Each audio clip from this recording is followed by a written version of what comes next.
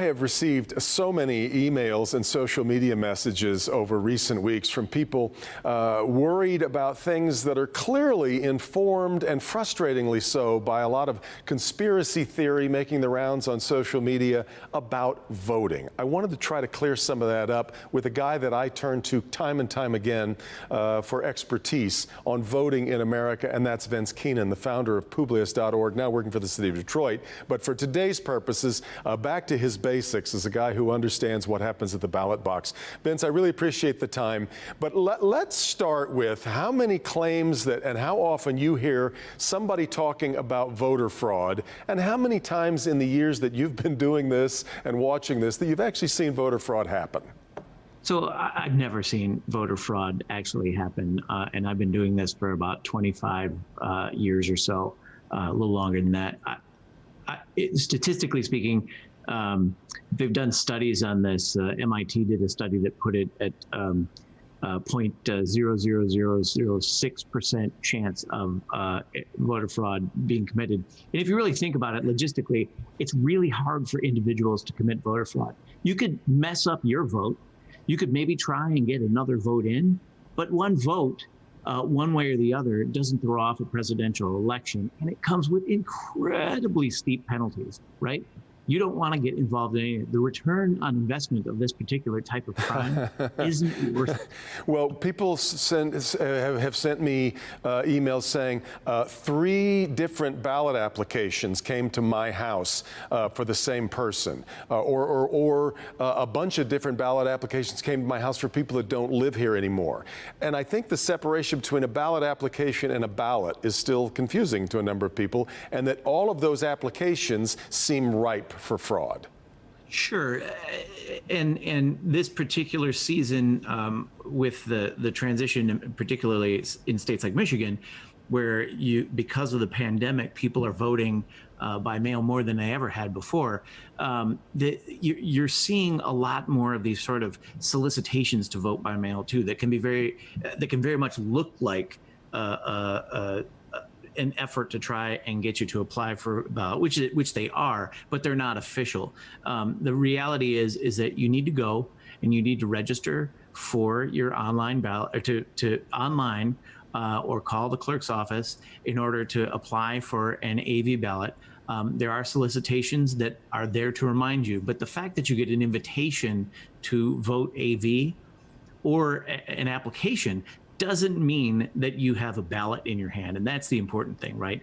The ballots themselves are very carefully controlled. And when they go out, they come back in and they are validated against your signature on a qualified voter file in the state of Michigan. It's really not possible for 2 votes to come in under the same person. I was going to say, if you could explain the importance of the qualified voter file. That's really sort of the stone against which all of this is tested. And that's really where, because we've also seen problems, for instance, in the city of Detroit, where the voter files are still filled with people who either moved away a long time ago, died 20 years ago, whatever the case may be.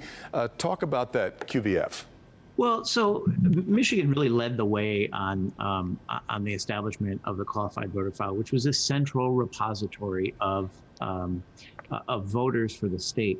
And in effect, what happens in the media is that just as the question that you posed, what happens when there's a lot of people on the qualified voter file that are have passed away, or what.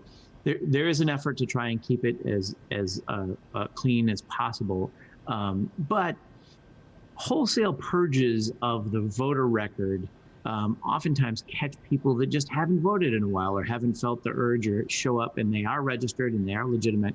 And the disposition in elections is to allow people that have the right to vote to vote. And so, we have to be careful about how we term, low voter turnout, or these sort of, because the truth is that we want to make sure during any given election that as many people vote as are absolutely qualified and have the right to do so. But in Michigan, the qualified voter file was a groundbreaking piece of technology. It's probably about 20 years old now, but it really consolidated voter records, allowed for real-time checking of voter registration. I mean, these files used to be kept on paper, and they were meticulously kept on paper, but you can see how the transition to a system where you can pull up a laptop that's connected to the internet, and actually a secured version of the internet that is not open to prying Russian hackers, and allow people to real-time check voter registration and ballot. You can see where it has the improvements.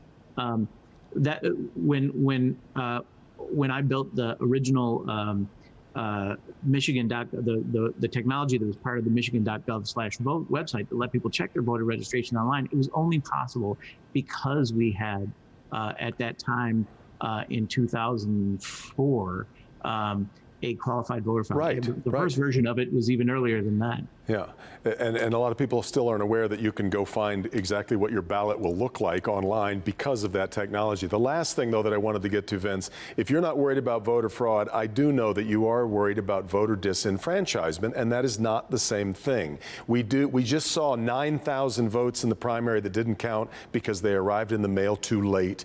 We constantly see breakdowns of machines and clerical problems in the city of, especially in the city of Detroit. But those two things, that does not necessarily amount to fraud. No, and I think it's really important for people to understand. Elections are a human institution. They are not perfect, but they are built in such a way that there are different layers of checking that can be done, and different ways that we can make sure that if a mistake is made, we can track backwards and figure out how to do it. And the redundancy is profound on this. Of course, the first line of defense against having to deal with any of those redundancies is a well-informed and prepared voter. And that's why a lot of people are talking about plan your vote. It's about the logistics, which is important, but not necessarily the only thing. I often say, it's like saying that where your polling location is and all those particular logistics are as important to a voter as knowing where the hospital is when you're about to deliver a baby. It's really important. It's not the biggest thing on your mind, right? Exactly. Because a voter has to make an informed decision. And so I always encourage people, research your candidates, make sure you know what's going on. There's all kinds of information available about the presidential elections, but that's not the only it's never the only. No. Proposals on and on and on, and exactly that's part of the marching orders of this program. And we hope we're educating voters. Well, I appreciate that, and you've just done a terrific service toward that end as well. Vince, it's always good to talk to you. Thanks for the time. Thank you. You bet. Back with more on Flashpoint right after this.